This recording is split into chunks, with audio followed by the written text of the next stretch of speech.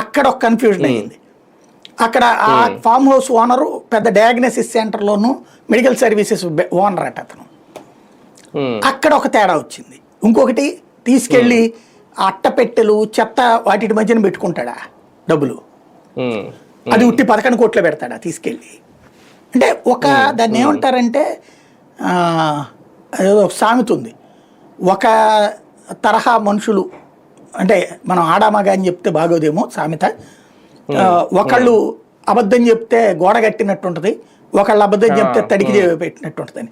ఇక్కడ వీళ్ళు తడికలు కడుతున్నారు, గోడ కట్టడానికి ప్రయత్నిస్తున్నారు. మీడియా గోడ కడుతుంది కానీ లీగల్గా తడికలు అవుతున్నాయి. మీడియా పరంగా అయితే గోడలు కట్టేశారు, పబ్లిక్లో అయితే ఆ ఫీలింగ్ క్రియేట్ చేయడంలో సక్సెస్ అయ్యారు.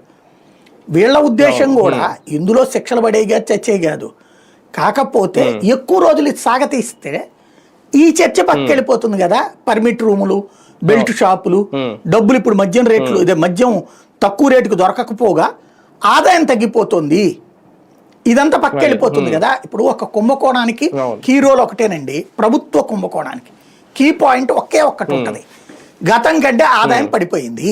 సింపుల్ లాజిక్ ఇది. అక్కడే పడిపోయింది. ఇక్కడ గవర్నమెంట్ గతం కంటే ఎక్కువ రావడమే కాదు, జగన్ టైంలో కంటే తక్కువ వస్తుంది ఇప్పుడు ఆదాయం.